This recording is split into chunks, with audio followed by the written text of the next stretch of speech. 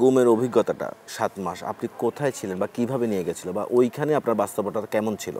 আমার গুমের সময়টা এই যে ৭ মাস আমি ওই সেলের মধ্যে ছিলাম, যেই সেলের মধ্যে আমাকে রাখা হয়েছিল, এই জিনিসটা হয়তো আপনি যদি কম্পেয়ার করতে চান তাহলে ওই ইরাক যুদ্ধর সময় যেই ঘটনাগুলি ঘটেছিল, পরবর্তীতে আপনি যদি কিউবাতে যেই কারাগারটা আছে, গুয়ান্টানামো বে, ওটার সাথেও যদি কম্পেয়ার করতে চান, ওগুলোর থেকেও জঘন্য একটা সিচুয়েশনের মধ্যে আমাদেরকে রাখা হয়েছিল।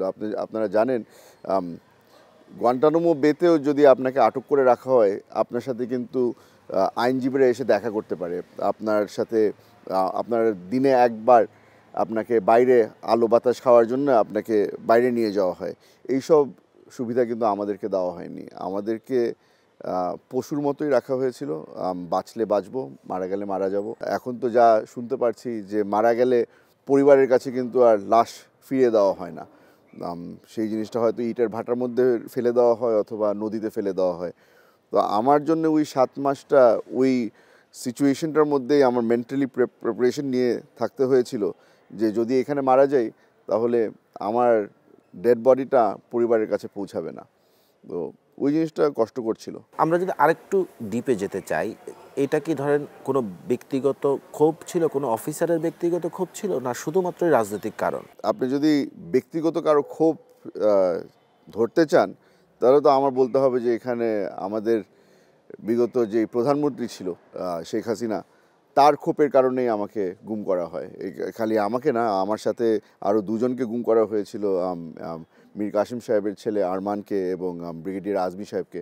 আমি তখন জানতাম না যে ওনাদেরকেও গুম করা হয়েছে, কিন্তু আমার যেটা এখন ধারণা হচ্ছে যে এই পার্সোনাল ভেন্ডেটা যেটা ছিল ওটা শেখ হাসিনারই ছিল। তার সাথে সাথে একটা পলিটিক্যাল কারণ তো অবশ্যই আছে।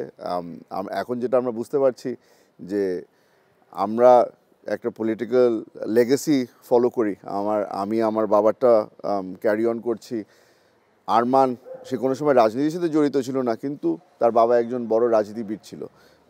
আজমি ভাই, তার বাবা গোলাম আজম সাহেব, ওনাকে বাংলাদেশের এমন কেউ নাই যে চিনে না। আমাদেরকে টার্গেট করা হয়েছিল যে আমরা সেকেন্ড জেনারেশন অথবা নেক্সট জেনারেশন যারা হয়তো রাজনীতির সাথে ইনভলভ হয়ে যাব। তো ওই বলে না যে গোড়ার থেকে যেন কেটে ফেলা হয়, যেন নেক্সট জেনারেশন যেন দাঁড়াতে না পারে। ওনাদের চিন্তাধারা এরকমই ছিল যে আমরা যেন পরবর্তীতে এসে পলিটিক্স না করি।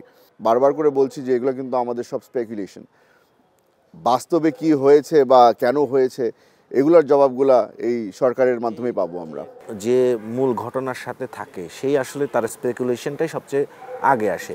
আমরা যদি এই বিষয়টাকে এভাবে দেখতে পারি যে পরিবার কেন্দ্রিক যেই রাজনৈতিক বলয়, সেখানে আপনারা অন্যান্য পরিবারগুলো দাঁড়িয়ে যাবেন, সেই জন্য আপনাদেরকে আগে থেকে টার্গেট করা, এরকম বিষয়টা কি? একদম একদম 100%। আমি যেটা বলতে যাচ্ছিলাম আপনি খুব সুন্দরভাবে গুছিয়ে বললেন যে আমরা বাংলাদেশ আসলে যতটুকু ম্যাচিওর হয়েছে, এখনও ধারণা করা হয় যে ডাক্তারের ছেলে ডাক্তার হবে, ইঞ্জিনিয়ারের ছেলে ইঞ্জিনিয়ার হবে। এখন ধারণা করা হয় যে রাজনীতিবিদের ছেলেও রাজনীতিতেই জড়িয়ে যাবে। হ্যাঁ, অনেক সময় হয়েছে, কিছু সময় হয়নি।